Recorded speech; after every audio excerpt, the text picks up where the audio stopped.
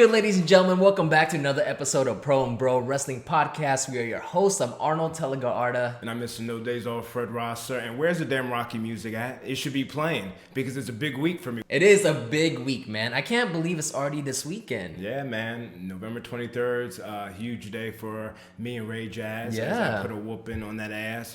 It's school rivals. Union Farmers is where I grew up. He grew up South Plainfield Tiger. Dirty Jersey, and it's going down, man, and I can't wait. I remember the I got first this glow going on. Yeah. I got my shirt fit to fight. I was training with Floyd Mayweather's top trainers, baby. Okay, because you might bring that amateur wrestling. He's bringing that amateur wrestling, but I'm bringing the fist. As a professional wrestler, how was it training boxing? Was it a huge challenge for you? My endurance is impeccable. You know, that's the one thing that several trainers have said. My endurance, I always keep my hands up. A lot of people get tired, they drop their hands, and that's when you expose yourself.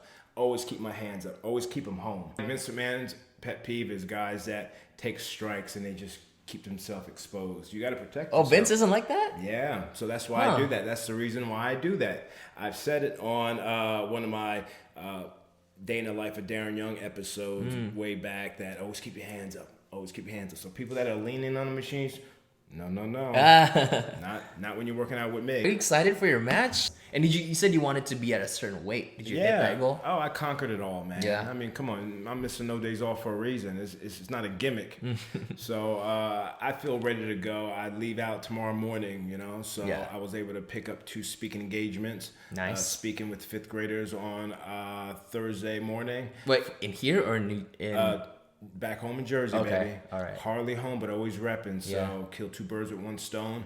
Thursday, I'll be speaking over 500 5th graders. Yeah. And then Friday, I'll be at the university, intimate setting at Centenary University, talking about, you know, my Block the Hate movement and all that stuff. And then Saturday, you know, we're going to pack it in and wow the crowd. And tickets, I've heard, are going pretty fast. And that's not a cheap plug, but that's just what I heard. So it is what it is.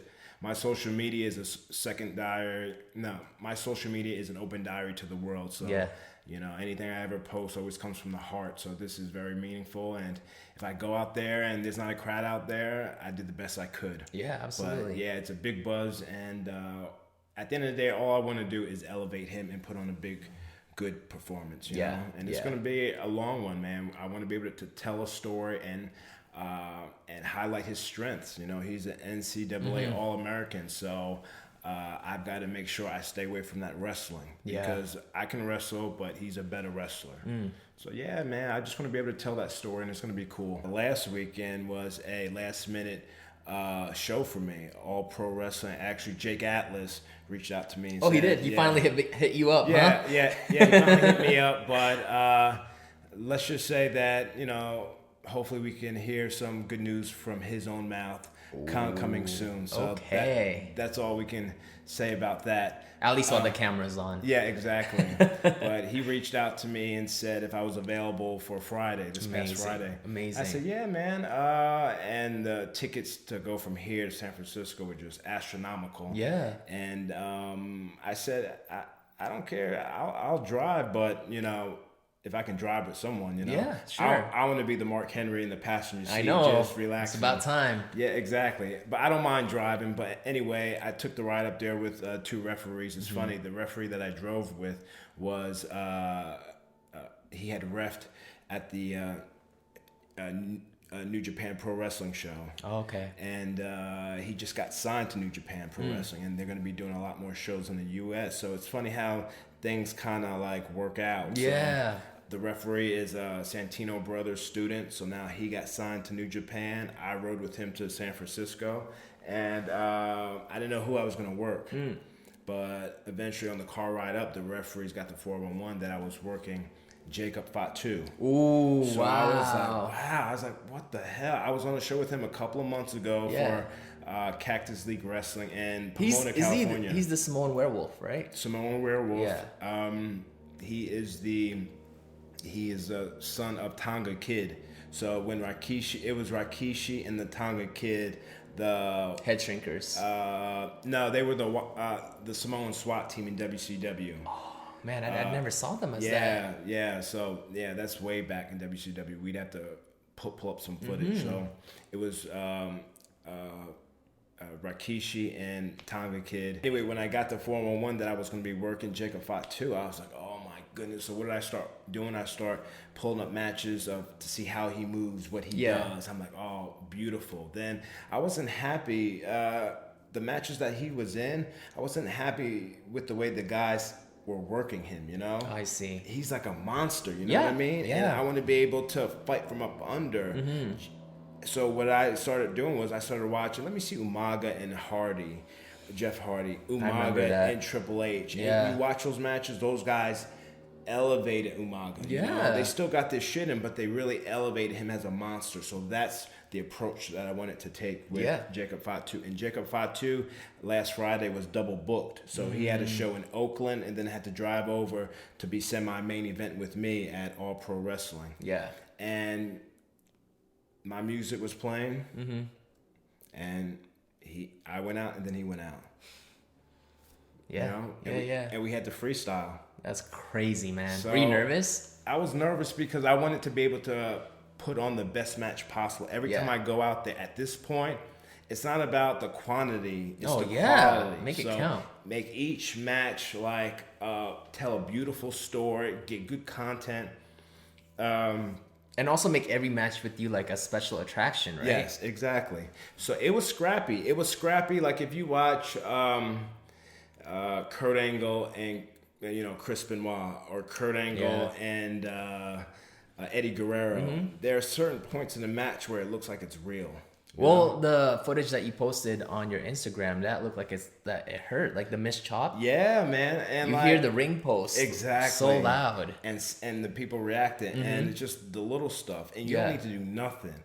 He hit the post. That's like the exclamation point. There's no need to he hits the post and you start punching on. No, you take your time. Yeah, just take your time. He's wounded, man. Yeah. He's not going anywhere, and that's how. That's communicating in the ring, you know. Yeah. He stops. He puts me up there. He's communicating with me. That's how you got to take out the Samoan Werewolf. That's crazy. That's how you would have to take out Brock Lesnar. You have to like do something very dramatic, and that's building a Samoan Werewolf. Yes. Not just taking him out by poking him in the eyes or doing. You know, it's got to really wound him. Yeah. And I had a blast, man. I definitely want to work him again more in 2020. The promoter was great to me. He took care of me above and beyond. Yeah. And hopefully I can do some work. They're the longest reigning promotion in all of California, maybe in the late 80s. Yeah. All Pro Wrestling. So hopefully 2020 I can do more work with them. That's interesting, man. I never knew that Tonga Kid was a Fatu. Yeah. So that's Rikishi's younger brother, you think, or older, probably? Maybe older brother. I'm not sure, but yeah, it's a huge family, man. It's a huge family. So pardon if I'm messing up. No, it's hard to keep it in track. Yeah, it's just cool how there's a gluttony of them. Oh yes, and it's just I was on a show with him a couple weeks ago, and I was able to work him.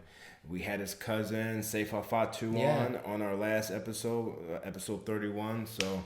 What an unbelievable connection. Hopefully I can work those boys more. And I feel assured that down the line we're going to have more Samoan wrestlers, because even the current WWE stars of today are multiplying as well, man. Roman Reigns has 2 twin boys on top of his firstborn, that's a daughter. Wow. So he has 3 kids, the girl and 2 boys. Wow. And he was like funny, saying I think he found it really amusing that he had twins, because he grew up with the twins, like the Usos. So for him to have his own set of twins, it's really almost like full circle. And also, Jimmy and Jay, they have sons of their own and kids of their own. So it just keeps growing, man. Yeah. And he was traveling with his kids from his show in Oakland to the show for All Pro Wrestling. And his kids are running all over the place. And I forget their names, but he was like, he's talking to me. And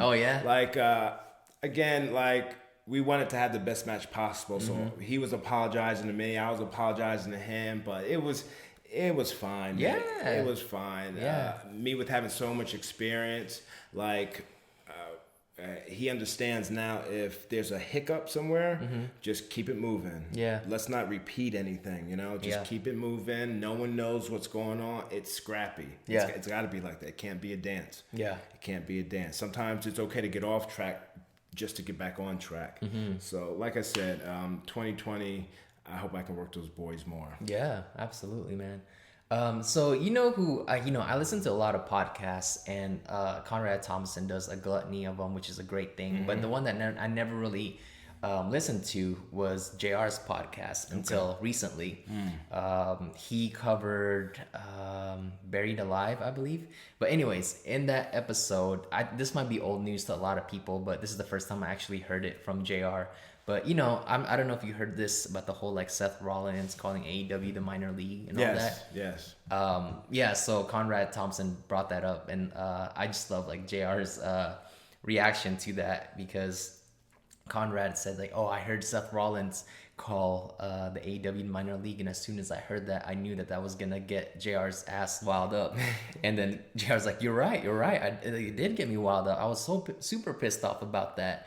And he's saying that, Conrad, you've never heard me say, even when we're drinking and I'm drunk, you never heard me say that we're gonna take over WWE, because that's stupid. That's just stupid. Yeah. We are a company with legitimate talent and legitimate people in the business that's focusing on bettering ourselves. And the fact that Seth Rollins is calling the AEW the minor league is, for one, almost untrue, because Tony Khan has more money than Vince McMahon. That's facts. That's facts. Really? Yeah. Because obviously of his, the family. The family. And, I think they're billionaires. Wow. But Well, Vince is worth 3 or 4 billion, I think. not anymore. Well, I'm sure he just got back to the B number. He just got back, but he lost it for a while. Yeah. He lost it. That was part of CM Punk's pipe bomb. Remember, he's like, Vince is a millionaire who should be a billionaire because of his stupid decisions or something like that. It's funny. This one Instagram, it posts stuff from the 80s. Said that Vince would spend lavishly back in the 80s, a lot of money. So I mean, Yeah. it is what it is. Don't cheat yourself. Treat yourself. But Yeah. oh, that's interesting, huh? Yeah, and I just love JR's last stinger, and I'm sure you heard this, but he's like, you know what? But at the end of the day, I think Seth Rollins is a good guy. He's a great worker. He's a great talent. Maybe one day he'll be as over as his girlfriend, but who knows? Well, yeah, no. I remember him saying that. Yeah. I remember saying that. But didn't he take that back for saying that? Or? Maybe, I'm sure. Again, this is this is old news, but I've also heard it when it first happened. But this is the first time I actually heard it in the podcast with JR, which I thought was really cool. Yeah, well, I like how JR, when he got released from WWE, he was like, "Oh, I appreciate my time in WWE, but right now they're looking to go young now." Yeah. And I get it, but at the same time, I just love how different AEW is, because I don't know, man. It just, maybe this might sound weird, but whenever I hear AEW's commentary and I hear the voice of Tony Schiavone and Jim Ross, I feel like I'm being a baby, just being I feel so comfortable.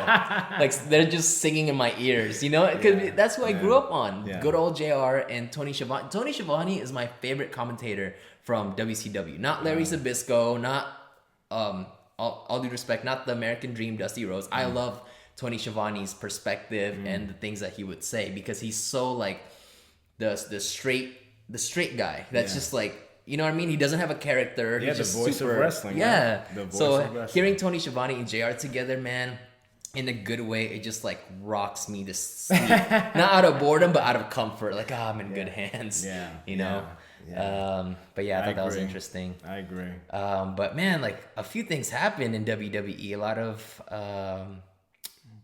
branding kind of that's changed, huh? Yes. The first one that I texted you about was the Universal Championship being changed to Oh blue. yeah, fine. I'm telling you, someone's watching Pro Wrestling.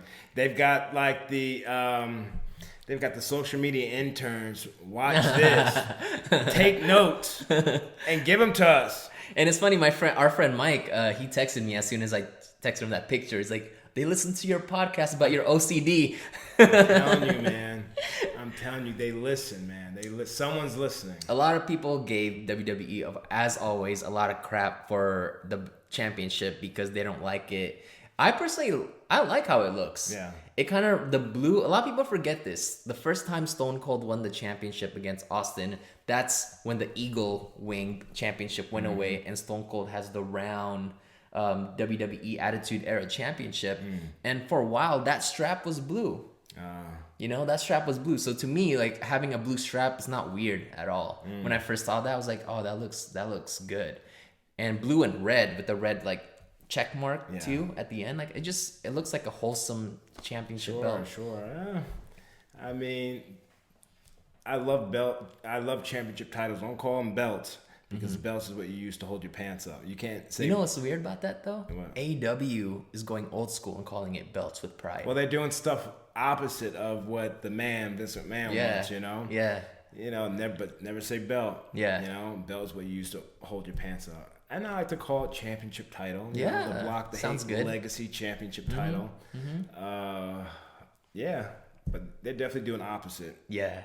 And I love the way Bray Wyatt presented it, too, because it was at the Firefly Funhouse, and he turned around, and it was all this, like, kiddie effects, and he turned to a magician, and he had I believe he had a top hat and a cape, and he had the Alakazam, Alakazoo, and like, your parents are lying, or like what did he say? He's like, your parents are lying to you, so let me in, or something like that, and that it changed the championship from red to blue. And a lot of people, like I said earlier, gave a lot of harsh opinions about it, but on Bray Wyatt's Instagram account, it was his son Nash with the blue championship. I saw that. And the caption's like, Nash likes it, so shut the hell up. Oh yeah, because definitely Bray is seeing what the social media trolls are saying. Yeah. You know, the only championship title I didn't like was the spinner because it just I looks hated it. It looks dangerous and it's just Stupid. gimmicky, you know? Yeah. I hate using the word gimmick. I hate using wrestling terms. I hate shitting on stuff. I just didn't like the belt. It looked dangerous. It looked too sharp. I remember when John Cena first released his WWE Championship spinner. At that time, the show Off the Records was still going on. Remember that show? I watched it all the time. And at this point, we had John Cena was going through his Dr. Thugonomics phase. Yeah. And on that shoot interview, I think he really wanted to prove to the hardcore wrestling audience that he's a true wrestling fan, but it just came off so unorganic, you know, because he was telling, I forgot what the host's name is, whatever. He was telling the host that, you know, a lot of old school veterans in the business are scared about what I'm doing to the championship, with JBL being one of them because of stuff like this, like the spinner.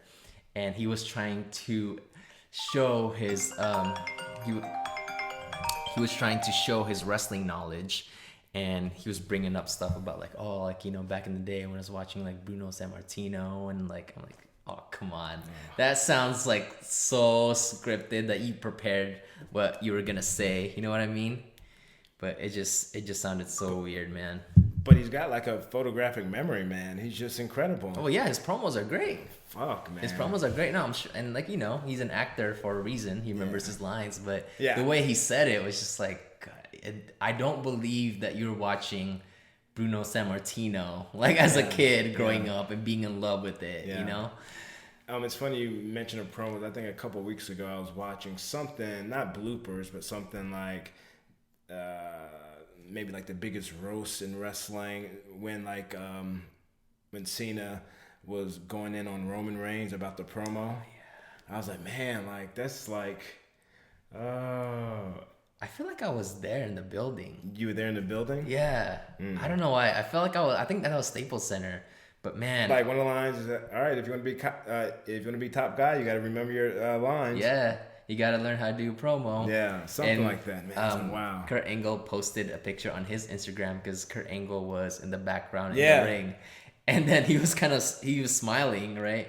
And so he posted in his Instagram, and the caption was like, when a real shoot goes down right in front of you. Yeah, yes, man, yes. So, Because he was having fun. Like, like, oh, crap. yeah, man, you gotta have your A game, man. You Yeah. gotta have your A game. But that was rough, man. Like, that was at the time that Roman Reigns had the world, like, on his shoulder. A lot of pressure. That's the period of time that he was most hated on. And for John Cena to get that golden shovel and say what he said was, wow. But he bounced back because that's what talent does. He bounced back, and he's getting the cheers that he deserves now. Sure. But I do remember that. That was Cena's brutal, man. Cena is brutal. He's savage. Another fun thing that I heard was, now that CM Punk is back on Fox, they asked him about the Royal Rumble, and they're asking him, "Oh, what are the chances of you coming back to the Royal Rumble?" And he's like, "Nope, not doing it. I work for Fox. I'll talk about it though." It was like short and simple, Nope, not doing it, and then he'll show up and do it and win it. Yeah. I mean, it's right time, man. It's right. Yeah. I mean, you never know They're with mapping the it out. Rumble. They're mapping it out great, Yeah, it's true. They're mapping it out great, or maybe the winner of the Royal Rumble will challenge. Maybe Punk will challenge. Yeah. You never. I mean, who knows, man? Who knows? Yeah. I mean, CM Punk, a lot of hardcore wrestling fans are having fantasies right now about who they would want him to wrestle, They're just having the time of their lives, man. Like WrestleMania, who could be the top 3 opponent that can It could be throw anyone. it down with Punk. Some people are saying Seth Rollins, and people are saying if Seth Rollins wrestled against Punk, not one person in the building is going to be cheering for Seth. Yeah, of course not. And I'd love to see, even better, I'd love to see Seth and Becky against AJ Lee and CM Punk. Oh, that's pretty good. I You mean, know what I usually mean? I'm not up for a Becky and Seth match, but if it's against AJ Lee and CM Punk, I'm down. I mean, that's WrestleMania type proportion. Yeah. And there's also talks of AJ Lee coming back. By the way, have you seen how AJ Lee looks now? She has a body transformation. She is bodybuilder big. She is? Yeah, she looks muscular. Wow, like she's putting on weight, huh? Yeah, I think she joined like a bodybuilding competition because I was watching wrestlers like transformation videos. It's like a certain footage of them. Yeah. And it was AJ Lee then and AJ Lee now. Like she's not like skinny, but she's like almost I don't want to say almost like The Rock's ex-wife, but getting there. Wow. Yeah, and she's got a lot of followers on social media. Yeah. On like Twitter, she's got like 4 million followers. I mean, a lot of people like her, man. Yeah. A lot of people like her personality because she's so real. And my friend... Don't forget, we got signed the same day, baby. I know. May 4th, 2009. She was like living out of her car, man. My friend who you met that you felt was kind of annoying. Oh, he goodness. he actually went to her book signing. Oh, and he said did? that she was super nice. Oh, she Yeah, was just a nice? nice person. Yeah. But yeah, that'd be cool if AJ Lee and Punk and Seth and Becky. Yeah, a fan had created a graphic, and I took the graphic and I shared it on my social media, because I agree. I'd love to see that. Yeah, man. And this past Raw, I was already so excited because even though I knew, at least I thought I knew what the outcome was gonna be, they were promoting Hawkins and Ryder versus the Viking Raiders for the Raw Tag Team Championship. And Zack Ryder posted, "Oh, can tonight be the third time that we get the tag team championships?" And I was just excited because I was like, "Yes, like Hawkins and Ryder are gonna be on Raw, Yeah. because they're always, for the most part, doing those watch-alongs and main event. And I know they're all about the Gratitude Era, but it's nice when they are given the spotlight that they deserve. So I was just excited for the match itself, but it kind of, my mindset went back to my 9-year-old self, where I was like, I remember just thinking in my head, like, please, like, let this certain guy win, like WWE, just give it to us, you know. So I know a lot of people don't really like Hawkins and Ryder, but I was just hoping that WWE gave them the championships on Raw. And how long was the match? It didn't happen. Oh, So they interviewed Hawkins and Ryder backstage, and They were saying like, oh, it's gonna be a big match, and they're Ryder or Hawkins. No, Hawkins was saying, yeah, there's a reason why we're still here. And as they were saying that, AOP came and stared them down, and no words. All of a sudden, just like boom, like attacked them, brutal attack. It looked great. Yeah. And so of course, them promoting that match was a way to write AOP into the show as a threat to the tag team division. I see. But got them on Raw. Yeah. Hey, Gratitude Era. Hey man, I've been there, so I'm just agreeing with you. Yeah. I've been there. Yeah. And also, I've heard that Vince are granting people's releases, like their release. Are you serious? Yeah. He's. But under one stipulation, they can't work for AEW. You gotta be kidding me. Luke Harper, they granted Luke Harper's release under one condition: they can't work for AEW. So all the people that's been begging for releases, they got it, but they can't work for AEW, at least for a certain period of time. Maybe they can support themselves working with other companies, indies, just not AEW. That's in the clause. That's interesting. Holy moly. Yeah. So Luke Harper. And as far as I know right now, Oni Lorcan, NXT. Oni, the bald-headed guy from Boston with the beard. Yeah. I didn't know he was unhappy. Like when I saw that he asked for his release and he got it, I'm like, whoa, I thought... It's hard for me to imagine NXT guys not being happy, but... Wow, he's pretty new to the game. Yeah. Well, at least a WWE. Well, he's from the Northeast area, Boston area, where Sasha came from, Makazi, Yeah. and, man, Kofi. Wow, so he asked for his release? Yeah. That's interesting. I'm sure there's a ton of opportunity in Japan, and wow, that's wild, because he helped me with my my match to come back from my elbow injury. He was down at the Performance Center, and cool. I was working out with him and stuff like that. He's very good. I remember when he first started. I remember when he was doing security at shows. Damn. Him and Tommaso Ciampa were doing security at chaotic wrestling shows in Boston. And Man, Tommaso looked so different back then, too. Oh, yeah. He was no beard, he was a right? baby, man. Clean Yeah. shaven and everything. Yeah. But now he's a monster now. He's a monster now that is battling a lot of injuries. But Yeah, the neck thing's scary. yeah, man, the neck you don't want to mess with. Like even right now, I'm a little stiff. Like I need to see a chiropractor. I need to see yours. Yeah. I'll probably see one maybe in New Jersey just to get adjusted, because like me talking like this, like all this is seizing up on me. Yeah. So neck is very, very delicate subject. You know, you have to take care. Neck health is so important. It is. And not to get off topic, but I was watching Zack Ryder and Kurt Hawkins' YouTube channel, and they were going toy hunting, and they had to go down to the basement, and they were looking at certain boxes. Yeah, you might have. Yeah, well, it's an older episode. Maybe like a few weeks back or something. Okay. Mm-hmm. And then Ryder hit his head like on like a pipe, and it kind of like dragged his head back to the point where it kind of like hurt his neck. And then I was like, "You okay?" He's like, "Yeah, like I hit my head in the pipe, but it kind of like I felt like I tweaked my neck because like it kind of like went like that or something." And Hawkins and the cameraman was like laughing, and Ryder's like, "It's not funny, asshole." Oh, goodness. That was funny, but next scary, man. And I don't want to say it, but I almost feel like Tommaso, it's kind of like he's on borrowed time right now, man. With the neck injury, I feel like, at least in my opinion, it's almost like an Edge situation. Yeah. Like he has to be. I feel like he's like one bump away from the doctor telling him that he can't wrestle anymore. Because I thought it was done. I thought he was done when he had that neck injury. Yeah, and also, you know, Sheamus, I think he's doing better, but he's battled some neck injuries. Yeah. So, yeah. Any news on him, by the way? His return? Yeah, I'm not sure. He's just doing a lot of community service work with the WWE, just touring and stuff like that. So, yeah, I'm not sure. I got to hit him up. But he looks like $1 million. Yeah.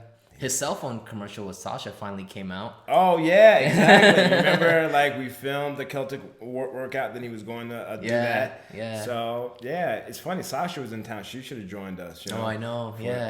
For the workout. She always loves my workouts. Are you guys good friends? You and Sasha? Yeah, anytime, like, we would, like, be on tour and we're at a gym, she's always like fancying my workouts. Oh, because yeah. my workouts are very like Crazy, man. the bands and stuff like that. Yeah. So- Remember I told you, like people like, well, like not really you, because you still look like you're in control when you work out. But Yeah. like with Seamus, he looks like he's dying. It looked like he's like me when he works out. Like he's just out of breath. Just especially because that's how you're supposed to work out anyways. Because he goes outside of the box and he's doing things that he hasn't done before for his YouTube channel, like going on a mountain bike ride with Edge, like adapting to other people's lifestyle. But every time I see Seamus working out, I feel like he's not in control. Like he's like, oh, like it's so new to him. And the episode with him and Daniel Bryan, like Daniel's like teaching him how to do a certain like way that he kind of stretches across the room, and like Seamus was doing it, and It was Daniel was sharp, trying right? not to like laugh. And I would tell Seamus all the time, Seamus, breathe, man, breathe. Yeah. Because he'll do the elliptical and he'll put the tension on so high, and he's like, Yeah. he's just like breathing so heavy. I'm like, Yeah. Seamus, please. He's like, let's go, fella. Yeah. It's so funny, I man. remember one time. With Seamus or what? No, a car ride. Let's say if I'm Seamus and you're Titus. Yeah. Seamus is like, Oh, gross. gross. He did it? He did that to Titus? Yeah. Man. Oh, remember though when we were working out and Seamus doesn't remember this, but Titus told on him because he farted on Titus's face. And Seamus' reaction was so real because he doesn't even remember it. Because he was doing his intro for his YouTube channel. Is when you said that. That was a real reaction. He's Yeah. like, what? I did that? Well, leading up to the video, he's like, all right, so what do you want to cover? What do you want to cover? I was like, Seamus, I'll send you some bullet points, but yeah, let's just have fun, man. Let's just be Yeah. conversational. Like, He's worse than you, man. Yeah, yeah. He's like, boom, it Yeah. has to be this. yeah, exactly. I'm a nervous guy. Seamus is a nervous guy. We want to get it done. Yeah. But yeah, man, it's just. I said, no, Seamus, let's just have fun with this episode. And yeah, I told him, I was like, yeah, Titus told on you when you farted in his face in the training room. I would have told on you too, man. Sorry, man. I would have told on you. I would have went right to Mark Carano and said, Mark, I'm going to beat his ass. He farted in my face. He That's blatantly too did funny. it, man, in the training room. So, That's yeah, funny, Seamus, man. I love you, Shamo. I love you. I love you. You know I do. Oh, and okay, so when NXT became officially on USA, and you were talking about, oh, watch one of these days, Vince are gonna want mainstream roster guys going to NXT. So before that whole deal went down, there was a lot of teases of Kevin Owens going on NXT. He even tweeted a long time ago when he was still on SmackDown 3 numbers, and those 3 numbers are the numbers in the alphabet. That's NXT. So I think that plan was already locked down since that period of time, but now I think it's finally in motion because last night? Today's Tuesday. Last night on Raw, Triple H was in the ring Open with door, Kevin. right? Yeah, but before that, he Keep was going. talking to Kevin Owens, saying like, you belong to NXT, like you belong at home. Okay, come home to NXT. Which is kind of weird to me because Kevin Owens didn't really spend a lot of time in NXT. No. If anything, it was like one night or like, you know what I mean? Bro. Like he didn't really do too much in NXT. I remember coming back from surgery and I had seen him down at the Performance Center, and I went up to him. I said, "Hey man, how you doing? I'm a big fan." I had never met him, but I said I was Kevin Steen. Yeah, I was a big fan of your work, man. You move great, and he's just, and he thanked me and everything, but he was very quiet and just walking around the Performance Center. But I hadn't seen him work out, and then eventually he got brought up to the main roster. Super Yeah, fast. super fast. Feuding with Cena, I had no idea, man. Yeah. But yeah, I really enjoyed his debut. Oh, that was vicious. I loved it, Yeah. man. And at that time, well, he still is to me. Like he's a great worker and he's a Yeah. threat. But I just remember specifically around that time, like, man, this guy is the legitimate badass. Yes. The way that he at that time we didn't really see his comedic side yet. It was just straight brawler, Yeah. and I thought like this is the type of guy that can go toe to toe with Samoa Joe. You know what I mean? Sure. So yeah, like his debut was, you're right, amazing, and yeah, it looks like he's gonna go back to NXT possibly after Survivor Series. Wow. So that ties into the open door policy. Yeah, and I think when he goes back to NXT, he might have a storyline with the Undisputed Era because the Undisputed Era attacked them during that segment. See, the open door policy, that's when you bring back the Nexus, you know? Yeah. Oh, dude, that needs to happen. You bring back the Nexus, but here's a huge twist that I was thinking about this morning. NXT invades the Shield and beats up the Shield of Roman Reigns and Seth. Okay. And then Jon Moxley would be the only person in wrestling history, well, not wrestling history, but currently to do both brands. Wow. He would come back to WWE as Moxley and just say, "I'm not coming back for WWE. I'm coming back for my boys." Yeah. Wow. And then he comes to AEW. He comes AEW. Jon Moxley's come to WWE with that fucking bat and just killing off everybody, the Nexus members or anyone that's messing with the Shield. That's hard. And then he goes back to AEW with the bat. I'll see you again. Damn. Something that's like that. hard. You know, something like that? amazing. I wish that would really happen. Yeah. Something like that kind of did happen, but in a different way because it happened with ECW and WWF back in the day, where like, you know, they were already a company of their own, right? Like WCW, ECW, and WWF, but they had a little thing where ECW guys invaded WWF, so they would have talent like Rob Van Dam and Taz jumping over the barricade, and you know Jerry Lawler did his part and sold it, like saying like these guys don't belong here. What are they doing here? ECW stands for extremely crappy wrestling. But what a lot of people didn't know, and this is what makes it different from your idea, because your idea is truthful and genuine, but what people didn't know was Vince McMahon was funding ECW. Yes. Yeah. And he treated ECW almost like OVW in his eyes, like a talent development. And, you know, maybe we'll have some of your guys like come to us, we'll work together. But yeah, like that would be so cool if he can go back and forth. Like not even back and forth, just like maybe one time. Just a one time. Like people are like, what is going on? You know, this isn't part of the. This isn't part of the plan, you know? Yeah. So that would be incredible if the Nexus just beating up the Shield and then his music hits, but hey, you never know, man. Yeah, man. Almost like a Sting moment. Almost. Yeah, just come in and out. I'm not here for WWE. I'm here for my boys, the Shield. Yeah. And speaking of Sting, you're going to love this. I don't know when the next StarCast is. I think it's coming up. But for the first time ever, and I saw a picture, Sting is going to show up as American Bash Sting. Yeah, no, he did that at StarCast in Baltimore before. Oh, so he already did it? Yeah, he already did it. Oh, so my gosh. I've seen photos and everything, and like that's a pretty cool moment. Yeah. And Conrad Thompson. Yeah. I'll edit it. Yeah. And Conrad being the head guy of StarCast, brilliant idea. You know, I know that's my favorite Sting. I know. So as a fan, and even if I was there in Baltimore, I would be like, I'm getting that money shot with the All-American Sting. Yeah. You know, that's my favorite Sting. And it was so cool seeing him with this face paint on again instead of the whole thing. Yeah, and it was a one-time only shot, so hopefully people got their money shot. Yeah. Sting looks good for his age, man. Like, no, of course.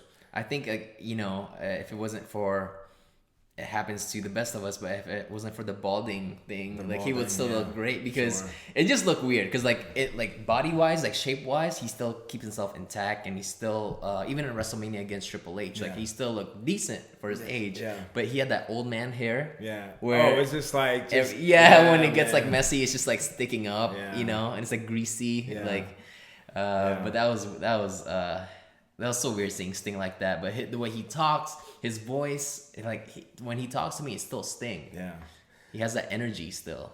there's no speculation of Sting and Taker in Saudi. Oh man, I thought it was gonna happen because I told you before that Sting said something about that, and he was in full gear, like he had a Sting face paint on. He was wearing a suit, and he's saying if it ever goes down with Taker, like I can take him out. But then I realized the reason why he was wearing all that is because he was shooting for 2K20. But for him to put it out there like that, they still might do it, and it will. As much as people are gonna complain about it, like, oh, this is 20 years too late, they're still gonna watch because it's Sting and Taker. Absolutely, and I'm telling you, these guys don't have to do anything. Yeah. You know how like Goldberg was fucking himself up. Oh, jeez, man. Like, just sit down with the Undertaker and just listen. All right, Yeah. I'll be right here for X, Y, and Z. Yeah. I'll slow down here. I'll speed up here, but not just shoot your load. Yeah. You know, you're in there with a professional. You can have a stare down for 5 minutes. That's not to do a spoiler, but Ray Jazz, that's him and I gonna be doing that, you know? Yeah. We're gonna be doing that. If you think we're going slow, Ray Jazz, go slower. Yeah. Because I want the people, I want to get an honest opinion from the people. You know, I can't go in this match being the Black Hulk Hogan, you know? Yeah. Because he might have a lot of people there, you know? So if they're cheering for him, I might have to just flip some people off. Yeah. Or it could be Ty, you know? I could have my group there, he could have his group. And it could be... That's good. It could be a University, Hogan, and Rock. Yeah. You know what I mean? Yeah, man. So this match is pretty much, I was just explaining it to my barber. This is like Michael Jordan, not calling myself Michael Jordan, but this is like Michael Jordan going one-on-one with Kobe. Yeah. You know, that's what the story is. Yeah. You know? Yeah. Kobe's got the moves, but, you know, Mike is going to mess with you here. You know? He was notorious. I had no idea. I watched a special on Michael Jordan. He was notorious for getting under the people's skin on the court, man. So that's what I'm going to do to you. I'm not the craziest basketball fan, but did you see recently that Kobe Bryant was at a Lakers game and he had a moment with LeBron James? Because he was sitting courtside with his daughter, and LeBron passed by. They just kind of had a little dab, you know. Okay. But obviously, that picture's everywhere. But it was a cool moment because I think that's the first time Kobe was at a Lakers game, at least that people know of, like courtside like that. Oh, okay. Wow. Yeah. But you mentioned Hulk Hogan earlier. Speaking of him, I watched an old version of Livewire. Okay. And the title of the video was Jim Ross is having a bad day at Livewire. So do you remember back in the day, the concept of Livewire? It's the fact that it really is live and it's fake. I mean, it's not fake. I'm sorry. It's real. That's why there's a lot of dead air. I think I know what you're talking about, but keep going. And, people would call in and there'll be so many people. And what's your question? Well, like the first few. No. Oh, Jim Ross. Yeah. What's your question, son? Yeah. The first few questions, Jim Ross was getting annoyed because they weren't ready with their questions. They weren't ready. Then they were like, with this. And they were just like taking too long to spit it out. And Jim Ross was just getting annoyed saying, listen, guys, we're live. You got to call in, like have your questions ready, you know. And one guy finally had his question ready, and he was like, "Oh, did you watch? I forgot what event it was. Maybe Starrcade. What did you think of the Starrcade match against for Hulk? I don't know. Maybe he said Hulk Hogan and Macho Man or something." And Jim Ross was like, "Well, any people will do anything for money. Maybe like they really like need it." And I watched it. I watched that match, and to be honest, it rocked me to sleep. And here in the World Wrestling Federation, we're focusing on young talent, not talent who used to talk about their heydays, but talent who are still doing it in the ring. And that was funny, man. Livewire was always a risk. I remember being a kid and being nervous. I don't know why, watching Livewire, because I didn't want the fans to piss off like Sonny or Jim Ross. And do you remember at that time Vince Russo had a gimmick? His name was Vic Venom. Oh yeah. Yes. And he was like it was like a half shoot, half gimmick because he would really express his opinion because I guess Vince Russo had a column in the WWF magazine. Yeah. And at one time he even pissed off Vince McMahon because he gave away the spoiler of Royal Rumble to the point where they had to change it. Oh, and he said like, well, we all know that Brett's winning the Royal Rumble and blah, blah, blah. And that's why Austin won the Royal Rumble. I see. Yeah. I see. It's funny you bring up JR. Every time I see JR, and I know he does it on purpose, he's like, "Hey, how you doing, Mister? Take a day off," or He mumbles. Yeah, like he messes up Mister No Days Off. You know it's Mister No Days Off, but he does it on purpose. Like he's "Oh, how you doing? Take a day off." Or, what is your nickname again?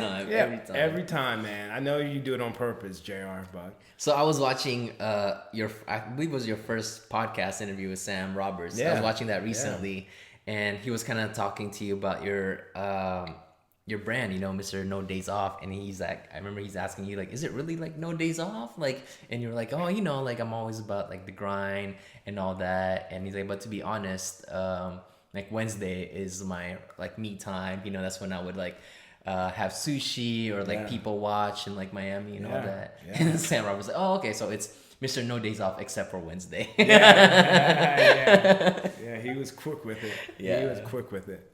Yeah, that was fun, man. Yeah, that was like your day in the life. You included that in your day in the life video, right? Sure, and the videographer that did that was my boy Drew, who this weekend is going to be with me filming my big match with Ray Jazz. Yeah. So yeah, he's going to create some good stuff, you know. Yeah, it's gonna be great. Yeah. This I believe it's this weekend that Survivor Series is taking place, right? Yeah, this Sunday, and I'll probably watch it somewhere. I'll be home in Jersey. I'll be watching it somewhere. Yeah, getting down to the nitty gritty. And again, I talked about this before with you in the last episode, that it's weird that, I mean, I get it because it's just like sit back and stop directing and enjoy the show as a fan. But if I am going to direct, a lot of fans might find it really weird that all of a sudden Survivor Series comes around and you're all like brand proud, you know? Oh, yes. Because I get the whole, because Raw ended with the whole schmoz, right? Like NXT guys, Raw guys, and SmackDown. And that's cool. And I think that's probably the best way to have the last show before the pay-per-view. But at the same time, to me, it just looks so cheesy that all the SmackDown guys are wearing the SmackDown shirts, all the Raw guys are wearing the red, you know? And I get it. Like visually, you get what's going on and you can differentiate which guy belongs to what brand. But if we're gonna treat wrestling like, you know, like not for what it is, but to be in that world, you have to think about these guys would always, okay, before we go out there and brawl, put on the team jersey, you know? And it just, I wish they just kind of do it in a way where you can still differentiate, maybe like have their own like entrance as a group. Oh, yes. And then they all brawl instead of like red, blue, Well, then they yellow. do that with the invasion angle. They had two separate entrances when WCW finally invaded WWE. Yeah. But man, it's going to be such a great pay-per-view. I don't know what to expect. It's funny you bring up the shirts, and I can see them before they go on out, guys, we need those shirts back, okay? And then we come back to Gorilla. All right, we need the shirt, Arnold. Take it off. You know, $1 billion company, and they're asking for the shirts back. So I just dip out into a corner. I still got my SmackDown and Raw draft shirts. Yeah. Why would they need the shirts back anyways? I have no idea. I like reuse it for next year or something? The logo might probably change by then. It's just so stupid, but I didn't give mine back. Yeah. I did not give it back, man. Yeah, man. Oh, and speaking of, you know, brands, Heath Slater, I think he commented something like, oh man, like I think I'm still on like SmackDown. I think I'm a SmackDown brand. And he's like, man, I gotta do something like gimmick change, or I have to change my look or something. You know. Well, he has changed his look. He's got like the faux hawk. But he was already kind of had the faux hawk for a little while though. But I remember I just thought it was funny that he said that, you know, because I'm sure it just goes to show how vulnerable and how open he is about that. It's funny, my luggage at home, because I'm already packed, ready to go. I'm ready to whoop someone's ass. On the top of my suitcase, I had the shirt that he gave me when I was at SmackDown, the premiere of SmackDown, because I was sweating my ass off. I had the Macho Man jacket on. I was sweating backstage. It was a hot day, huh? Yeah, hot day. Backstage, everyone's coming up to me. Then he came up to me. He's like, Freddie, wipe your head, man. You sweating. I was like, oh, don't worry about it. Don't worry about it.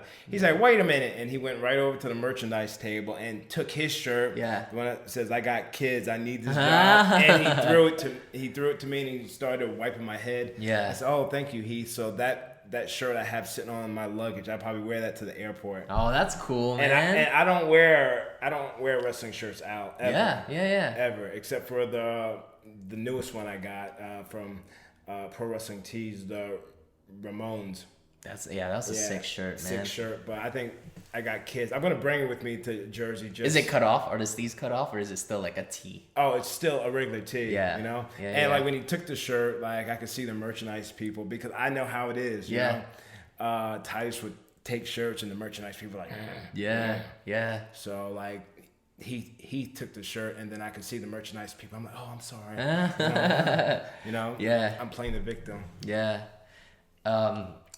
I was watching the WWE Network the other day, and it was the last episode, not the last, but the most recent episode for Table for Three. And it's yours and your mom's favorite, Shane McMahon. Yes. And Bruce Pritchard and People Power. What's his name again? John Laurinaitis. Yeah. It was them three. And it was very, I didn't watch the whole thing, but it was pretty cool because Bruce Pritchard was, you know, you get to see how deep their relationship goes, especially with Shane and how long he's worked with Vince, you know, and he was talking about back in the day when Shane was still a teenager and I think he was working at the warehouse and he was doing the shipments and everything for all the merch. And at that time, he just turned 18 and he needed to provide for himself. Yeah. And Shane felt that he wasn't getting paid enough for what he did. And he went to Vince saying like, listen, I can't live off of the wage that you're giving me, you know? And Vince was like, well, I'm not giving you any more. Like, you think you earn more? Like, okay, if you think you earn more, go out there and find it. Go out there and find a job that will pay you that. And he did. He left the first time in his life. He left WWF and he worked for a company that's, I don't know the right term for it, but helps building houses. But like works with his hands, like putting bricks together and all that. So he did that and he got the wage that he wanted. But what's ironic about that was Shane's new company's first client was Vince McMahon. So Shane ended up working on his own house, but getting paid by the company. You know what I mean? Wow, I never knew that. But Vince, I remember Vince was saying a separate interview that Vince was so proud of him at that time because he went for what he thought he deserved and he backed up his word and he got it. Oh, that's good to know, man. That's like a powerful story that I can like kind of take in, you know? Yeah. If know yourself, know your worth, you know? Like if you think you deserve it, go after it. Yeah. Speak up. Yeah. And I thought that was a really, really cool story to hear from that side. You know, Vince always said in promo class, nervous people don't draw money. And I guess there's a different nervous, you know? Sure. Nervous to like want to like do well and just nervous that you don't want to just... You can't execute. Yeah, you can't execute, you know? Yeah. So he said nervous people don't draw money. So that's something that always lived with me. Yeah. And that's something I always preach in a lot of my training seminars. Yeah, man. But it was a cool story. And man, Bruce Pritchard, he's still on there. Yeah, you know, Bruce Pritchard, you know, his brother ultimately watched my journey from 2002 to 2009, ultimately helped me get signed. Yeah. John Laurinaitis ultimately got me signed. Yeah. Because 2006, John Laurinaitis was like, hey, Fred, you got to show me something different. You got to show me something, you know, that no one can see. You know, you got to show me a little bit of personality because you got the wrestling and everything. I said, sure, no problem, man. I got the fur coat. I was a South Beach party boy, man. I gave them what they want and I got signed. So it's always good to see them backstage. Yeah. And you know, sometimes I just totally forget that Tom Pritchard was in the Body Donnas. Yeah. I never put the 2 and 2 together because I'm so used to the brown hair and the glasses that I forgot that he was actually the buzz-shaved, blonde-haired guy with Chris Candido. Chris Candido. And there's like so many speculations that, you know, like Sonny was like doing terrible things. You know, who knows? Well, you know, it's hard to get that story straight because it is true because I've heard. You know, never mind. No, I mean, sure, like, you know, X-Pac has said his side of it and what he's experienced, like, or what he saw. Yeah. But Sonny definitely was super open about that. But at the same time, Sonny said publicly that she blatantly lies and shoot interviews to mess with people. Oh goodness. But yeah, man, like That's why I'm glad I'm gay. Glad I'm gay. Them girls are crazy, man. Crazy. you know, she sold her Hall of Fame ring. Disgusting, man. It's Disgusting. because like when she got the Hall of Fame, she was doing good. Her life was good. She lost the weight. She was on track. But I think she had a slippery slope again, and Disgusting. yeah, she sold it, man. Disgusting. You work so hard for it, you know? Like, Yeah. man, Yeah. I can't wait till I get mine someday. Yeah, you will, man. The Nexus thing should definitely happen. How iconic would that be? If I'm not like a writer, but it just has something. It should. If you guys ever gonna come back as a unit, the strap needs to be a big part of that. Like something dramatic needs to Yeah. happen with the end. Like maybe like little clues or something. Like the Yeah. episode before. Yeah. Like someone holds up the end, like Yeah. armband or something like that. You know. Yeah, I think the people would pop. Yeah, I think the people would absolutely, absolutely, man. pop. Never say never, man. Never Make say Kurt never. Hawkins' dreams come true. Oh, or actually, not yeah, Kurt. Heath. Heath. Yeah. Heath wants to be the leader. Yeah.